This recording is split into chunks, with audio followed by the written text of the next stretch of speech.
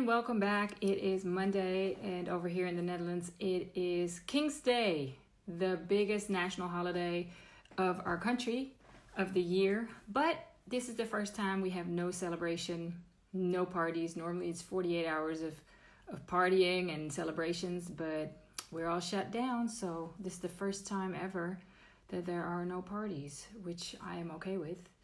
Plus, I completely forgot about King's Day, I have to say, with all the stuff going on. So, but I am dressed up in my orange because that is our national color. If you don't know what it is, check it out, Google it. It used to be Queen's Day. You'll see the craziest stuff.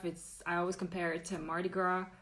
And yeah, crazy people, drunk people all over my street, vomit everywhere, beer everywhere. So I'm kind of happy that my street stays clean and that there's no noise. But I see Jay coming in here, and today I have a talk with Jay Horn, filmmaker, and super positive guy, so I'm excited to have him on this live talk here, all the way from Los Angeles. What's up, Real? What's up, Nusi? Thanks, everybody, for joining. Jay, welcome. Hey, how are you? Everything is great here. I was just explaining to people that it's the biggest national holiday of the year in our country, but it is the first time that we're not celebrating. What is the holiday? I'm sorry, I'm not familiar. No, that's okay. I'll explain. The holiday used to be Queen's Day, which is the celebration of the birthday of our queen. And Okay. Ever since we have a king now, it's changed to King's Day on his birthday, which is today. And I was just telling everyone, it's comparable to Mardi Gras. It's just everybody out in the streets, everybody drunk, everybody partying, block parties everywhere, music everywhere, beer everywhere. You fall over people, you can't walk through the streets. It's insane. And it starts the night before and then goes on till the morning after. So it's usually 48 hours of partying. Wow. But nothing today. Corona. So did they give you guys a different option of something to do during this time, or you just at the crib and nobody's moving? Well, there are organizations that used to do the parties, and I've seen some stuff digital online, like DJs, and then honestly, I just don't even know, because I completely forgot about this holiday because we're all in a different schedule right now, and I'm doing different things. So I just completely forgot that it was our king's birthday today. But I did dress up in orange, which is our national color. Okay. So, yeah. The orange looks good on you. I like that orange. Thank you. I think I can rock it. But I rock it more than just one day in the year. Yeah. King's Day, honestly, just to give a little bit of insight, I think King's Day is the best day we have because it unites everyone. There's no racism, there's no discrimination, there's no you and me. It's everyone is orange and everybody's Dutch. And people from all over the world come here to party, and it's just one big party until everybody gets drunk and we're way out in the night, and then that's when you just got to go home because people start going crazy. Right. That's so different from how countries celebrate differently. That sounds like something that they would do in the States, maybe like St. Patrick's Day weekend, where they drink and party the whole weekend and everybody was wearing green. Right. So it's right. Yeah. But this is why it's important for us to explore other countries and other cultures, because I would, today, I would have never heard of King's Day or even Queen's Day, knew anything about it until you enlightened me with that bit of history. Well, I'll tell you, after this conversation, do me a favor and just type in Queen's Day on YouTube. You will see the bananas stuff that's going on, like our canals, because I'm not sure how familiar you are with Amsterdam, but we have all these canals, and so there's boats and boats and boats, and you just stuck on your boat. You can't go anywhere. It's like a big traffic jam on the canals, and you can't walk anywhere. You're like going like 2 seconds per hour. It's just I'm sorry, two steps per hour, and it's crazy. Like my own street, I will walk through it in 30 seconds. If it's packed, it might take me a good 30 minutes to get through it. That's how Wow. crowded it is. Yeah. Wow.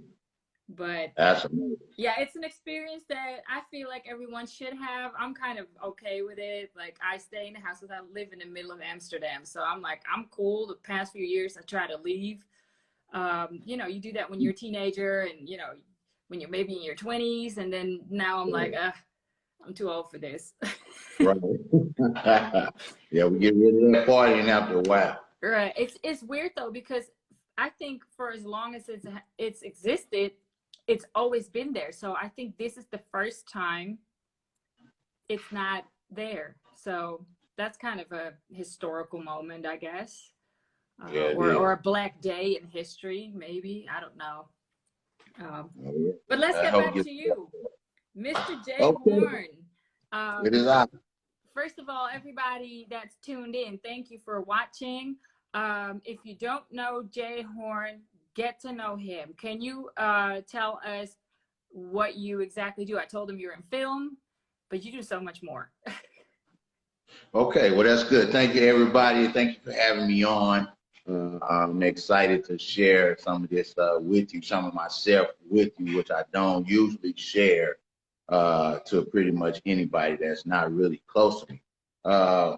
And the reason being is because a lot of times when you are self-made and then people look for certain levels of education to validate you, certain places that they want to associate you with to gauge what your talent level is, or if you have experience in a certain field. And me, I'm self-taught. I am a filmmaker. I started in film like 2 years ago, 2.5 years ago.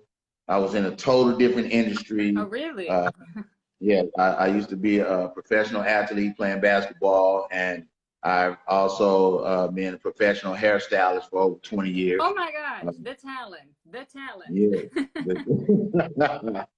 And so when I started in media, I would say not even film. When I started in media, my story is really interesting. So I have a son that just graduated from Colorado State, and he was one of their top basketball players. He should be working on now, getting ready for the NBA draft. That's what he's doing down in Texas. And he was a top 100 recruit when he came out of high school. Oh, wow. And there were a lot of guys on his actual team that didn't get any looks and didn't get any opportunities to go to school and play basketball, even though from looking at them on the outside in, they had enough talent to contribute to somebody's program. Right. And so I wanted to help change that. So I created this talk show called Out of Bounds Sports.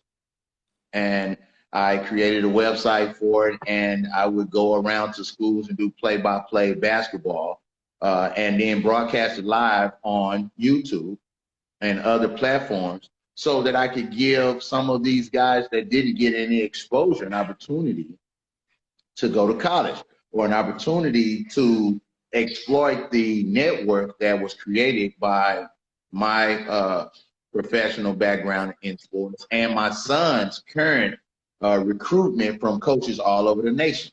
Because coaches would call me, it's only one of my sons, so he can't go to all of these schools to play, but all of these schools are still needing players. Right. So what I tried to do with that company was to expose some young guys that could give another school a body and get an education at the same time, to fill some of the voids that were with parents that couldn't send their kids to school, or they didn't understand financial aid and hadn't applied for it. And there were all of these scholarships that were given. So to make a long story short, I was able to help over 200 young boys. Oh, wow. Who would not have an opportunity to go to college, get an opportunity to go to college through the exposure from the media company that I created. That's amazing. That's great. And so from that media company, I fell in love with video. And I started to experiment with the green screen. At that time, it was 2 summers ago, I started experimenting with the green screen because I wanted to have a talk show that was visual for the Out of Bounds Sports. Okay. And so it made me start to study the way media is presented, to try to figure out what are the ins and outs of how someone does a TV show or a radio show that has visuals, or even a platform where you can actually see the person that's talking. Right. And then I started to dive deeper into it because I've always been a knowledge buff. I always felt like, ever since I learned that we only use 10% of our brains in a lifetime, I felt like that learning is abundant, and you can learn as much as you want, but you got to put the time in to study and stay focused. So I studied softwares, different softwares. I ended up learning Premiere Pro because I felt like this was the industry standard for editing software. And then I started to explore it with cameras.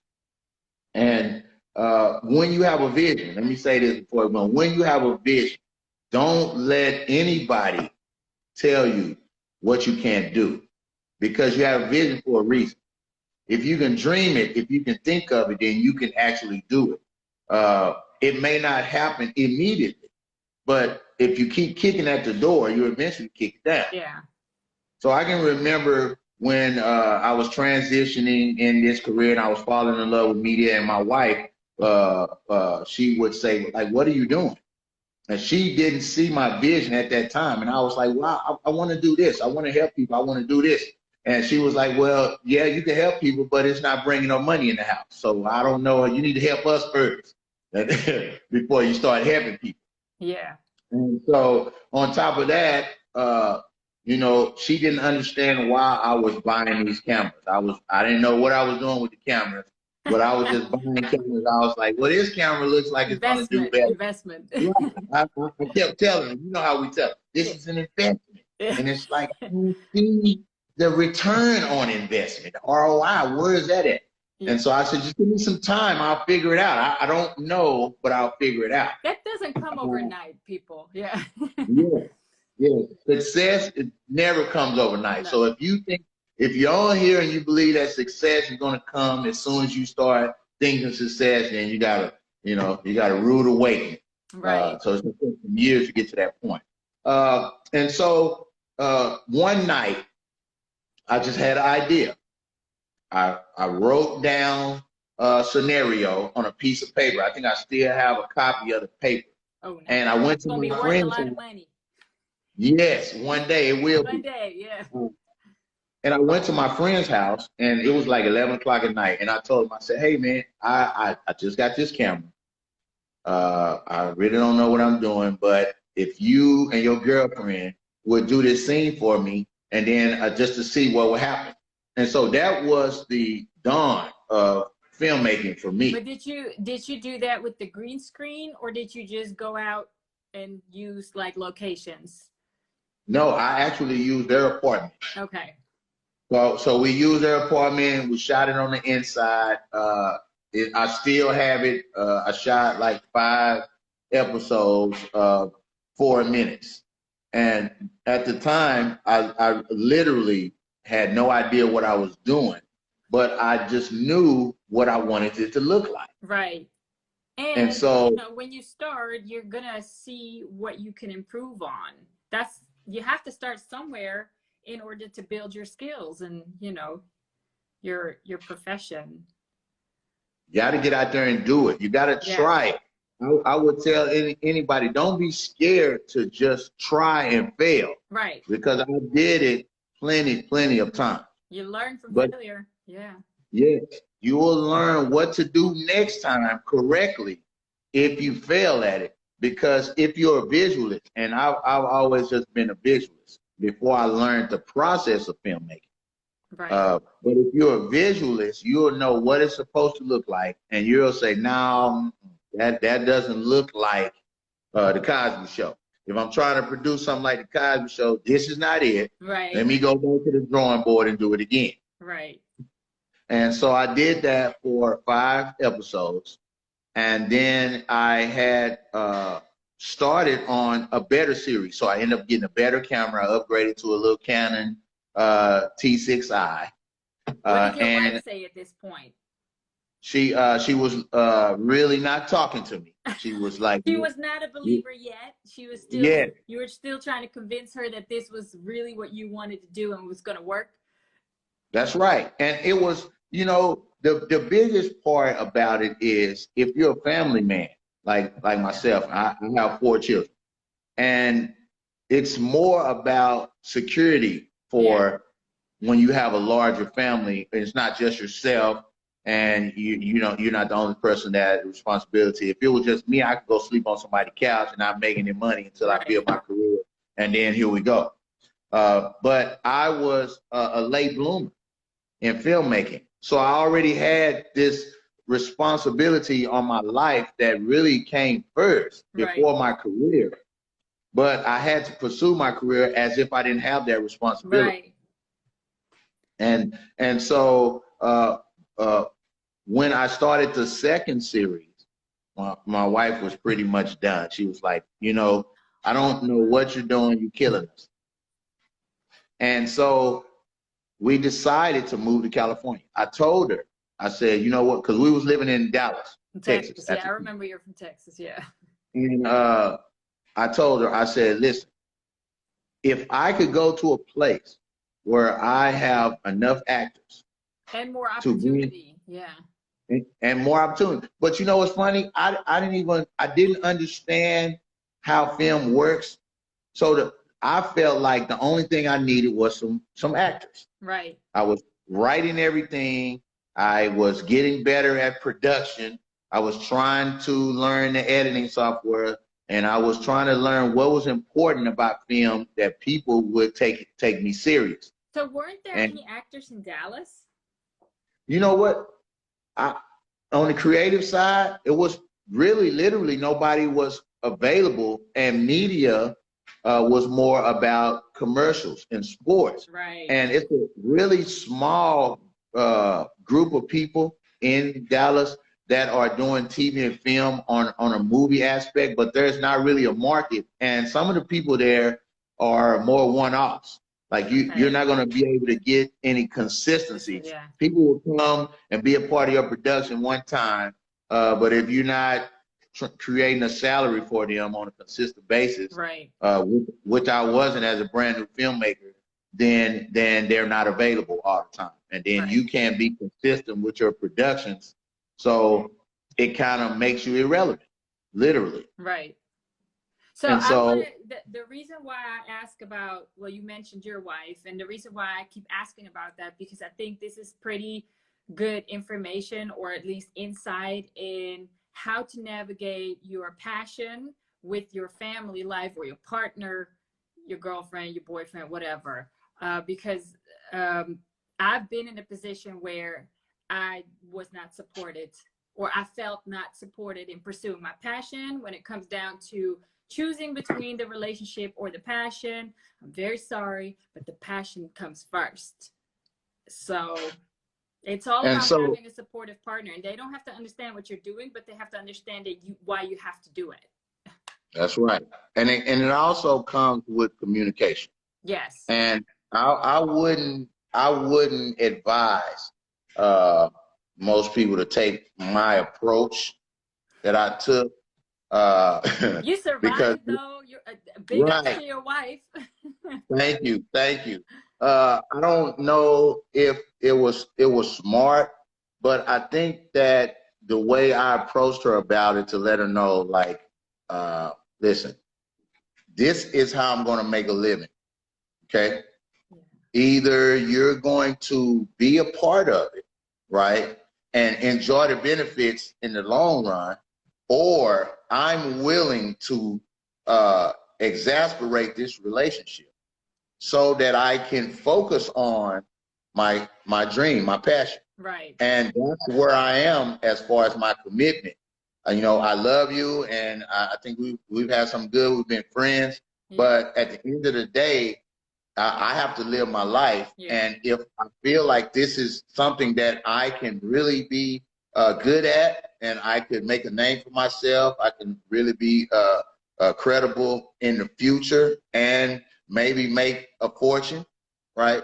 This is what I'm going to do. So you're going to take it or leave it. And I know everybody's. You're already in the marriage, in not even the relationship, but you're already in the marriage. So for me now, it's like when somebody comes knocking on my door, this is what it is. Take it or leave it. So yeah, you weren't in that position because you found your new passion during, you know, the course of your life. And you said you were a late bloomer earlier, but one of the things that I really want to press on people is that it's never too late to start a career or to start a new thing in your life. We're all talking about, oh, when you're 20 or 25, 30, you have to have it made. That's not how the world works. You know, that's right. I say all God's timing. You know, there's a plan, and if you feel like you have to do something at age 60, go ahead and do it. That's right. And I would tell people the biggest example that I use is not Arnold Schwarzenegger.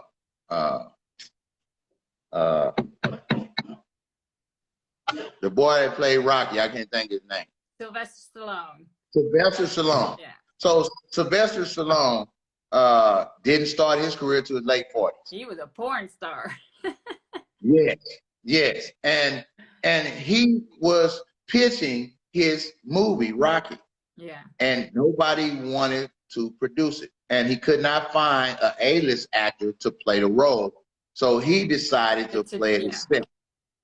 Yeah. And that decision for him, almost homeless and basically in his car, that decision for him at almost 49 years old gave him an opportunity to live his best life for the next 30, 40 years of his life. Yeah. And so I'm sorry. I want to get into more about, because this is a series. This is your background. Thank you for letting us know. One of the things that made me want to get you on the I hate to say the show, but people are calling it my show now, on this live talk is because, well, first of all, I met you through Lou, and you know, I instantly got a good vibe off of you. And then I checked you out and I checked out the series and I thought it was great. And you were so positive during this whole world crisis. I was like, okay, this is what we need. We need positive, creative people that are still putting out stuff and still inspiring others. And one of the things that I like about you being a creative is the fact that you are still putting out content. In fact, I just watched another episode today and I hated it because it got a cliffhanger. So now I'm like, oh my gosh, I just need to, when is the next one dropping? I hated that. I hate when that stuff happens. So what I did was I'm going to drop one every day for the first season. Oh, every day? Thank goodness. So tomorrow I'll get the next one. Okay, thank you. Tomorrow you'll get it, and you're going to get it all the way until, because the first season was 10 episodes. Right. And Lou, which is you know, a good friend of mine, we met through Lindsay Butler. Oh, and she's so in there, yeah. Oh, the name is so my best friend's best friend. You can go to J Horn Films on Instagram, so you can find all the stuff. But don't watch the episode from today. You got to start with season 1, really.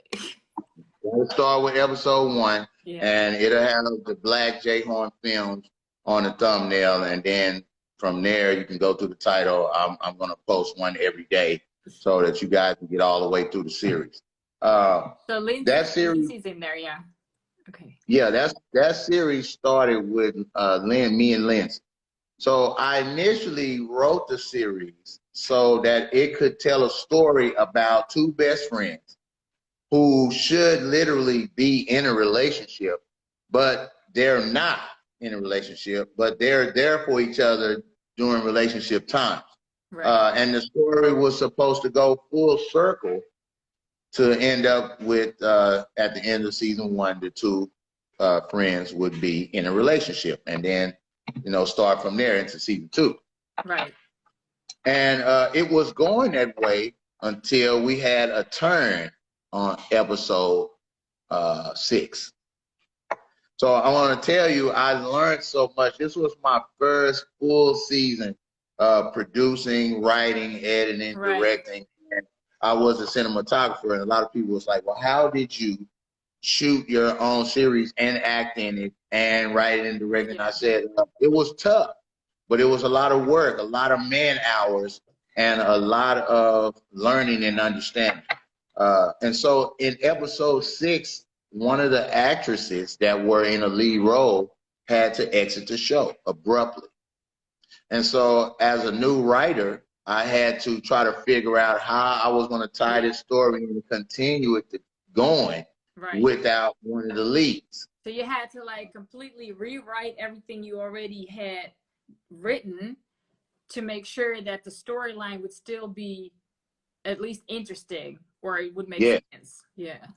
Yeah, so it went from kind of a comedic drama to a tragic drama, and it took a big turn in episode 6. No spoilers for the people that still have to watch it. Yes, for the people that still have to watch it, you're gonna love it. And and I learned so much about cinematography. I've learned so much about the industry, because I wanted to take it serious. And I did get a chance to get a director's cut shown on Dave Brown's Indie Night Film Festival downtown at the TCL Theaters in Hollywood in last August, when I got a chance to get a director's cut shown on the screen. And it did really well. That's great. Yes, for my first season. So I went into season 2.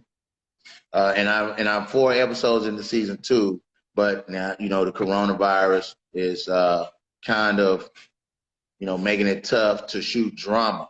Yeah. I'm still producing comedy, because comedy is a little bit easier to produce.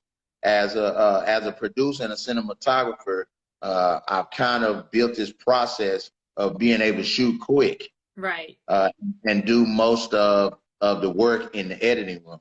So that's why I'm able to continue to produce content. And I try to make sure that I'm safe. Everybody don't act like this is not serious. It is really serious out here. There are people dying. Right. Even though people that are healthier were able to move around a little bit more. But I try, because I have to go home to small children. Right. I try to make sure I vet who I'm shooting with, make sure they're safe and practicing. Yeah, I was going to ask you about that, because my first question would be, what has been the biggest impact on your work and your creativity? And then the second question is, how are you able to still shoot with having to be 6 feet apart, having to, you know, make sure that you're not infecting people or that you get infected? So those were the first questions. So what was the biggest impact? So the biggest impact was the decline in available actors and actresses. Yeah, that was the biggest impact. So if you started a series with someone and then they are going into quarantine, or they're not going to make themselves available during this time, then whatever you were doing, you have to stop. Yeah. Until they're available, unless you're going to pull an anvil and just throw somebody in there, and then it's going to jar the viewer, of course. Right. And so that has been the biggest impact. A lot of canceled shoots, a lot of rescheduling, a lot of content that just has to sit because it's not finished. Right. And we have to wait and see what's going on. And then, but it also puts you back as a creator, because if you had planned out 3 or 4 months and you had all this content sitting here and you shot most of it, and you know you got to shoot more and more so you can drop it, then it beats up your schedule as far as posting the content that people are looking for, or that they have been waiting on, and you just can't give it to them. So then your views go down, and your algorithm is affected. Yeah. And now you're trying to, get it back going with some new stuff. To answer question 2, as far as the social distancing and being 6 feet, not trying to downplay the coronavirus, but if you're working with people that are not carriers, and you know this consistently either by a doctor's note or that you've been around them several times and you hadn't got sick and nobody's really sick and you're working with only one person. Yeah, it's the same people. Yeah. Right, with the same people, and so you feel comfortable working with just those people. Yeah. And you continue to write stuff that caters to that relationship, whether it's 2 people or 3 people or whatever their skill level is, right. Because everybody doesn't have the same skill level as far as acting. That's true. And so that's the biggest impact from those Nice. 2 standpoints. And so the biggest impact for you creatively wasn't really an impact because you know already how to navigate when things change, and you know how to think to be quick on your feet. So for you, it wasn't really necessarily a frustration other than, okay, how do I have to do this now? Like looking for solutions. And that's basically how I built this company. I built this company so that I personally could handle any solution that would or any problem that would come forth. Right. So if I wasn't a writer and a director and an editor and a cinematographer, I would have a lot of problems with producing content because I'm missing a certain thing that I need somebody else to do. You need somebody else to be thinking with you, and okay, right. I get it. So if I only need bodies and I can produce the script and I can shoot it and I can edit it and I'll produce it, then my problems are, kind of minute to the creator situation, as opposed to if I wasn't a writer and I got to wait for somebody to write me something. Right. And then if I wasn't an editor, I got all this footage and I got to wait for this guy to edit. And then if my cinematographer, like some of the creators that I know that had other people shoot for them, that their cinematographer went on quarantine and wasn't available. Now I'm like, okay, I got actors and I got a script, but nobody can shoot it, so we're just sitting around looking. So that's kind of the advantage. The disadvantage to that. That's how a lot of artists do it too, like musicians. If they have to wait for producers, if they have to wait for songwriters or mixers, that's how a lot of artists start to try and learn those skills themselves, because they're tired of waiting or because they want it a certain way that other people just can't get. So I guess any creative person that doesn't want to wait or doesn't want to be depending on other people to move forward will try and teach themselves those skills. And I think they can do it. I think that the advantage that I had over a lot of creators was I started off by myself. Right. So I really, honestly, I didn't think I had any talent. And in the beginning, nobody wanted to shoot with me because I didn't have the quote unquote numbers yet, the following. So it's all about people looking at your following. And I was never a social media guy until 2 years ago. Like, I wasn't really involved in Facebook. I didn't really have an Instagram and YouTube. I wasn't doing anything with YouTube except for that podcast show. Right. And it was only getting, a couple of hundred views every time I posted something. But for me, it wasn't about the numbers. It was only about producing the content. Right. And what is the biggest advantage of having to be active on social media for your work or for your work? That's a good question. Now everything is about numbers. Yeah, it's a numbers game. It's a numbers game. And the biggest thing for social media, what it has done is it has given me exposure to people that love my work, but would have never seen it if I hadn't posted it on social media. Yep. Yep. So then you rely on yourself to produce good work, and then for people to share it with other people, to continue to touch people that you can actually touch yourself, and in this world. So that's what I have used to build my brand, to build advertisements, to make it attractive to come and be a part of my productions. And I've just used social media. And I would not have known you if you weren't on social media. That's right. That's a perfect example.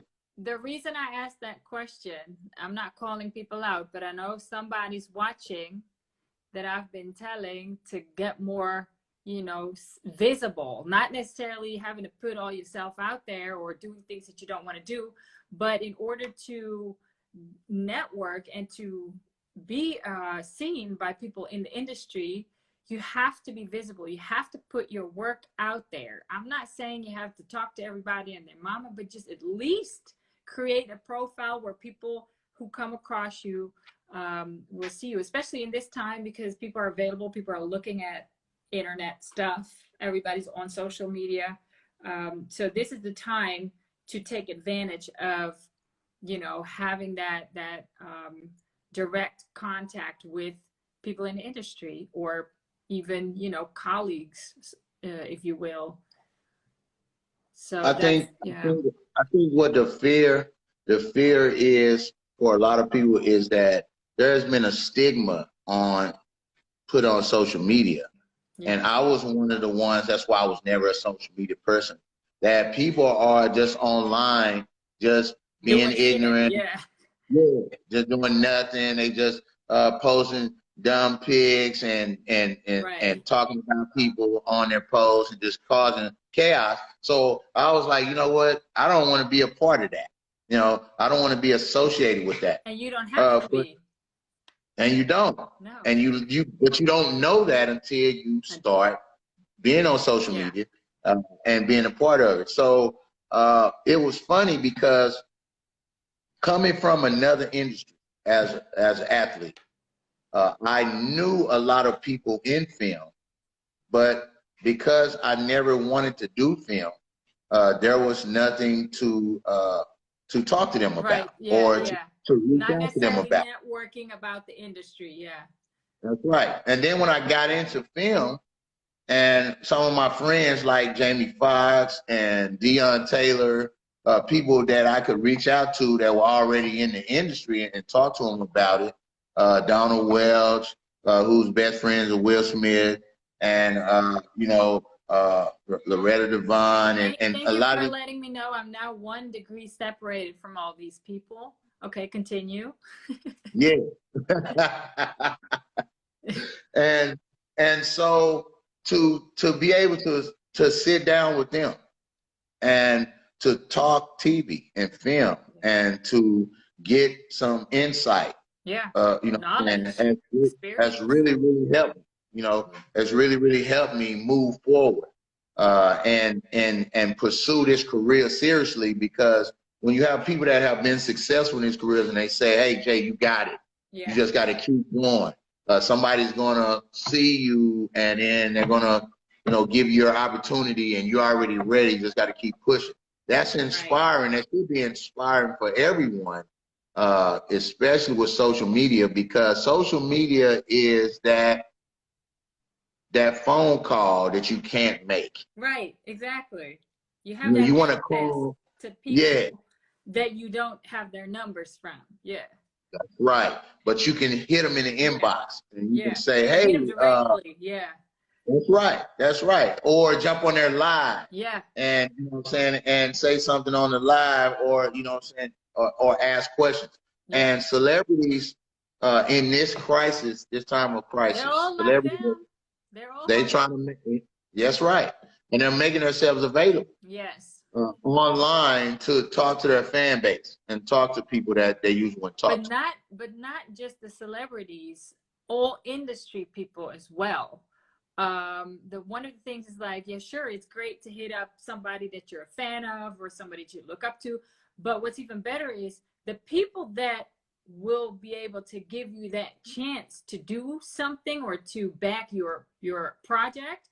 Those people are available now as well, and those Yes. might not be big names for the consumer or the fan, Hmm. but they're, you have to research who are the directors, who are the producers, who are the writers, because they are not necessarily credited on the big screen, only for Right. the people that stay for the credit roll, and then you probably won't even see who was really behind all of the stuff or who had a All of the say in work, the right? project, because we don't know. I don't know who all has a say in the project unless I know them personally. But do your research.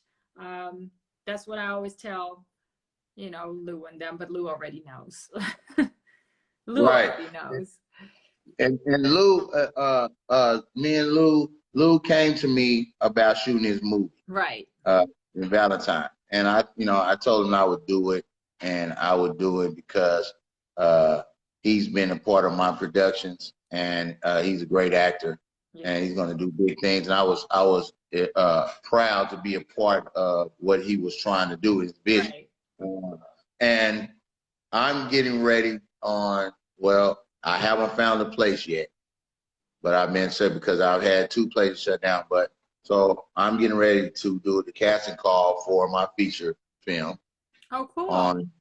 on it's supposed to be May 2nd. Over I had 500 submissions for 10 roles Wow. for a 90-minute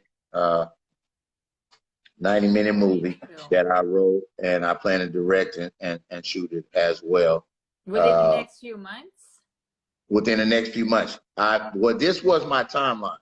I finished writing it in February, Okay. and then I put it on LA Casting as a director because I'm a director, and then I had to go through all of it, and I set the date for May 2nd for the casting call, and then for the end of May, I think it was May 23rd, where we was going to start production, start shooting it, because I already had the venues and I had done Right. all of the pre-production work, so we was ready to go. And then this thing hits with the shutdown, but people are still wanting to do the casting.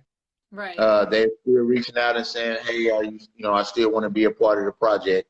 And so I'm funding the project out of pocket, and of course I'm gonna pay everybody for that. But I don't know if I'm gonna have to push it back Right. because I was of gonna this. say, like, I actually know a great actor over here that I would love to give that opportunity to at least do the casting, but we don't know when the planes are going again. And they've literally shut off everybody outside of Yeah. America Yeah, we can't go from there. flying Yeah. in.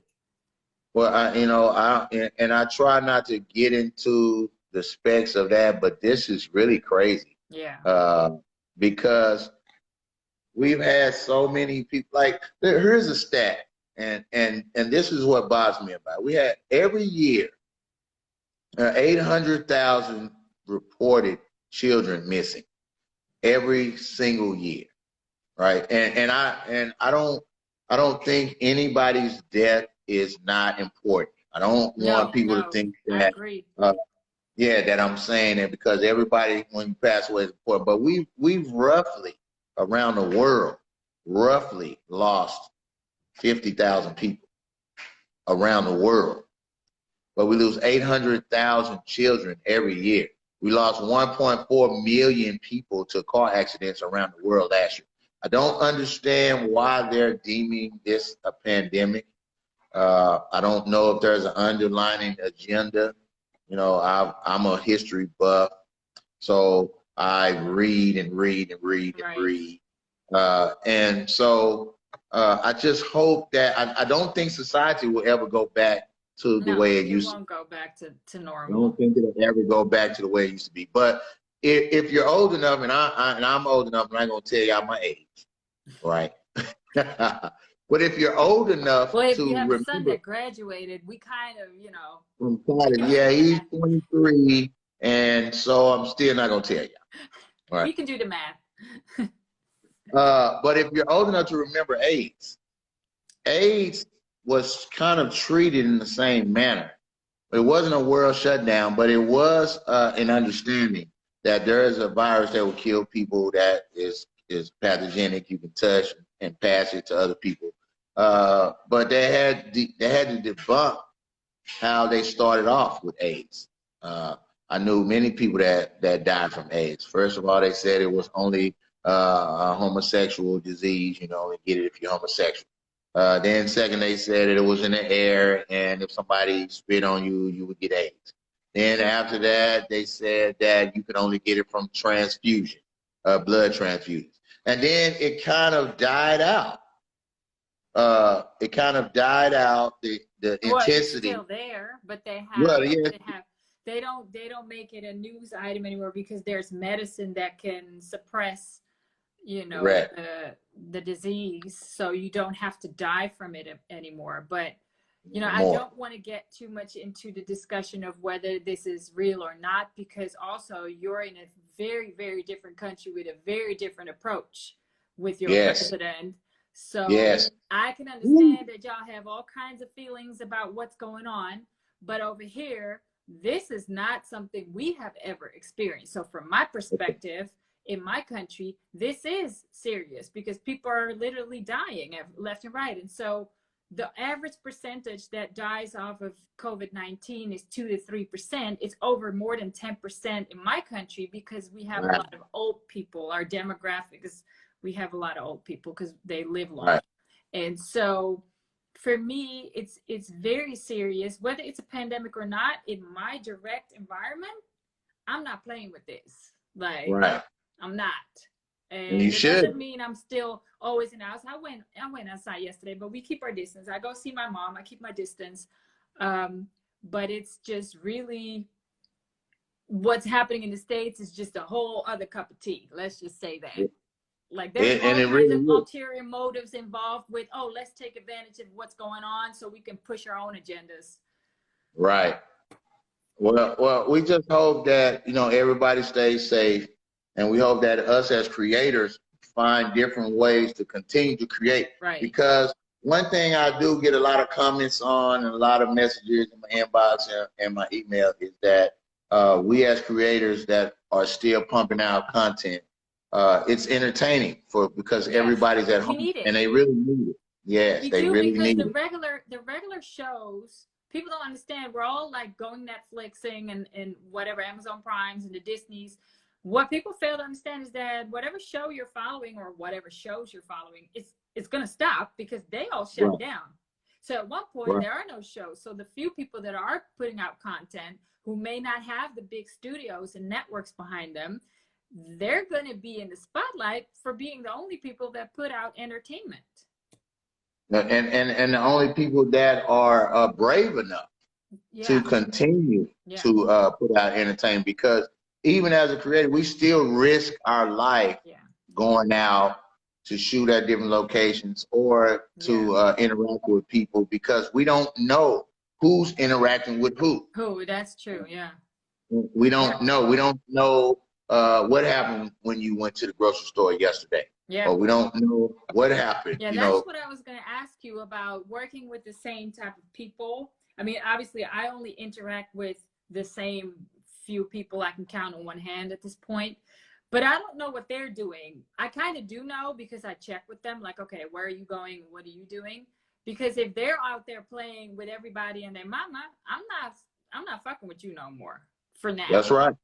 That's right. For you, you will have to have that conversation with your crew and your actors and, the people that you work with as well, especially with you having a family. Yes, I always have that conversation, and I let them know how serious I am about not shooting with them at all if they don't follow certain precautions. Right. And because it's like you said, it may not be at the highest rate as if in your country, but yes, it is too high. Yeah. At all, period. And they still don't understand how people are getting it, how it is being passed. And so I just sit down and be like, listen, okay, I have a family. I have little small children that I have to go home to. And as soon as I come in the door, they're not even letting me make it to the bathroom before they're on daddy, daddy, daddy, Right. daddy. So I have to practice safety precautions beyond safety precautions so that they don't get sick, or that I give them opportunity to make it through this as well. And so Or you sometimes, need to, honestly, kids are apparently more safe from it, or less, how do you say that? They're less inclined to get it, less at risk.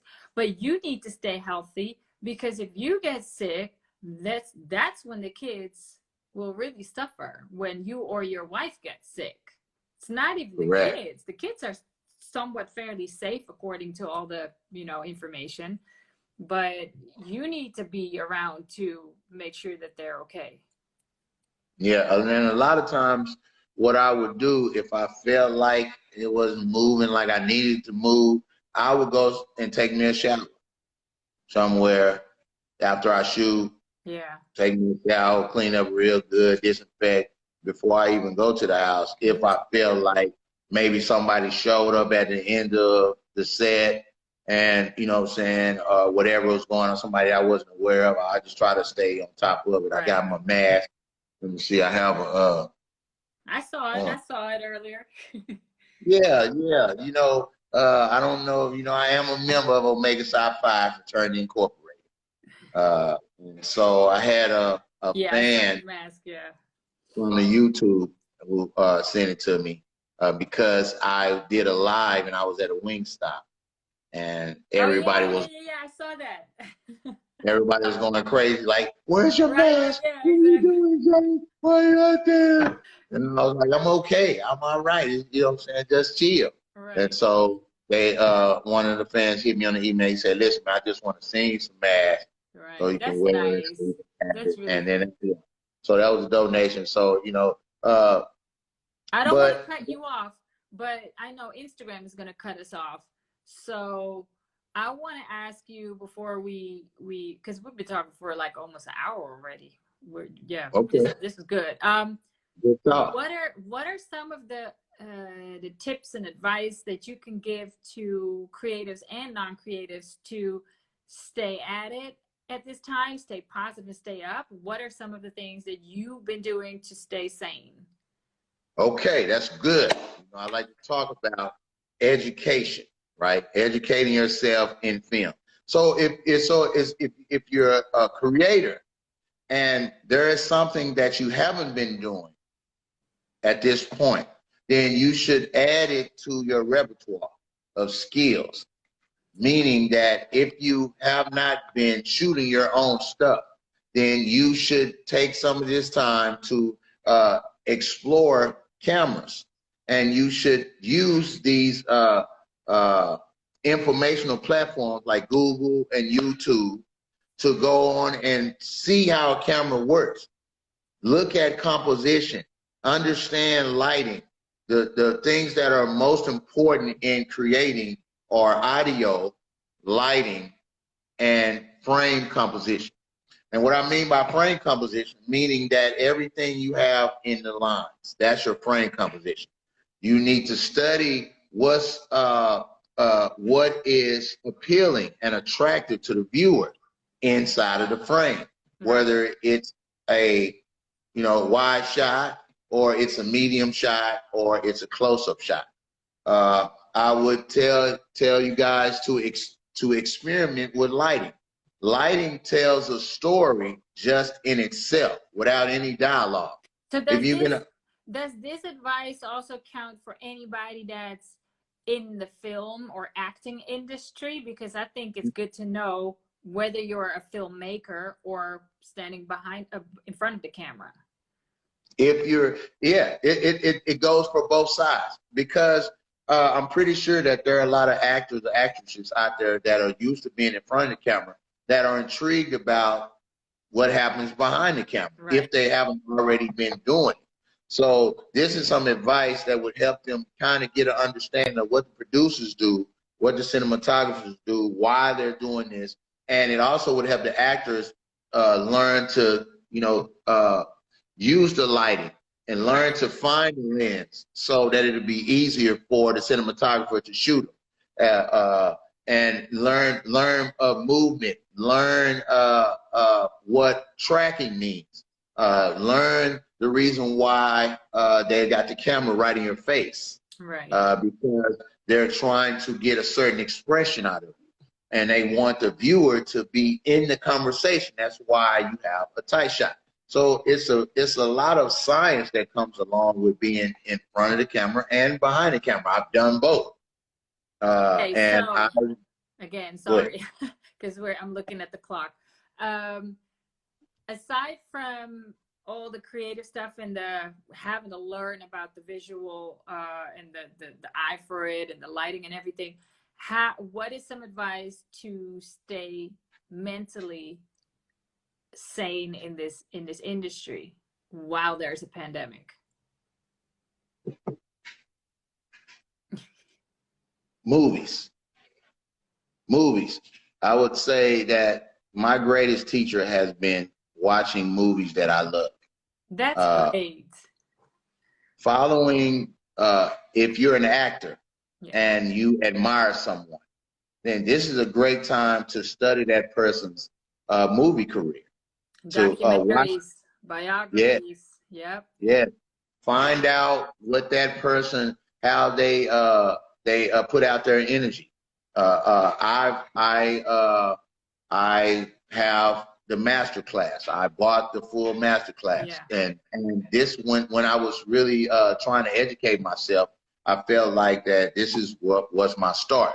And the first master class I took was Spike Lee's master class, because I was always intrigued about his approach to filmmaking as, as an independent. They have master classes for actors. I took the Samuel L. Jackson master class. I took the Helen, I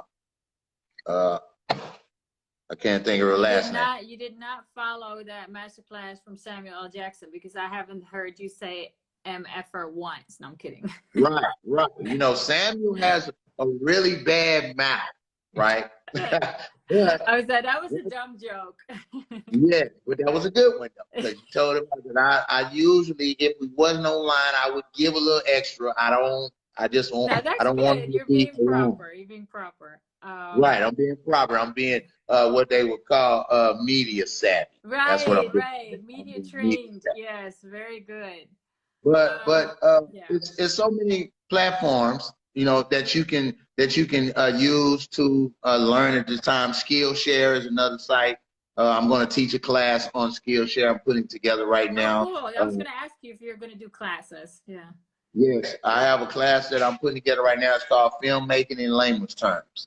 Cool. And what I want to do is I want to try to take the mystique off of filmmaking and then give it to you in little bitty bits so that you can explore it in your own realm. Just give you the starter kits with cameras, starter kits with understanding. Okay, there's a countdown now, so I have to wrap it up because we're going to get shut down. If you want to know more information about Jay and his master classes or his online classes, check him out, Jay Horn Films. You can find him on Instagram. His links are on there. If you have questions, send him DMs. Jay, I want to thank you so much for putting out positivity and knowledge out here. Thank you for wanting to talk.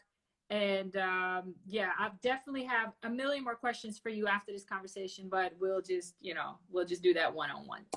All right. Thank you for having me. And much respect to your wife. Give her the big ups for me. I will. You have a good day. All right. Thank you. Stay safe. You're welcome. Bye. Bye-bye.